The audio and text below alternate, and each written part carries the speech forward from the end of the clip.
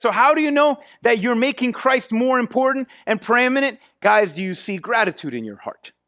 Gratitude is a major sign of growth. I mean, that should be the beginning, the most important thing, because out of the heart of gratitude, practicing gratitude is important. I had you guys do that today. If you were here during that moment online, I'm not sure if you caught up. Practicing gratitude is a thing. More science is showing more and more. And even now there's a lot of daily planners. I'm a planner. I like to do that. And so there's a lot where it says at the end of the day, you practice. What are you grateful for today? What are you grateful for today? You know, I have a devotion that it's one just for husbands and wives. And every week, what are you grateful for? What are you grateful for? What are you grateful for? And the thing is, when you practice gratitude, it's important because it's very easy for us to focus on the what, guys? On the what? On the negative. What am I not grateful for? Well, okay, get ready, all right? You can sit down, take some time, all right? We have more than enough. It's very easy for us to think of the negative.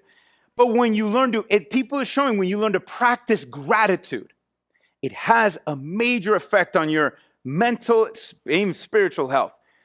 Practicing gratitude. And what should we be grateful for? Remember who we were? Alienated. And now who are you in Christ? Holy. And that could be hard to believe, though. What does that mean? It doesn't mean that I'm better or you're better or someone's better than someone else. And it doesn't mean that you're perfect. It doesn't mean that someone is perfect and has achieved this level of holiness. No, because that's the amazing thing of God's grace. If you trust in him, he doesn't just forgive you, he covers you. So when God sees you, he doesn't really see you, he sees Jesus. And he treats you like if you were him. Literally, God treats you, views you, and how he feels towards you is how he feels towards his own son.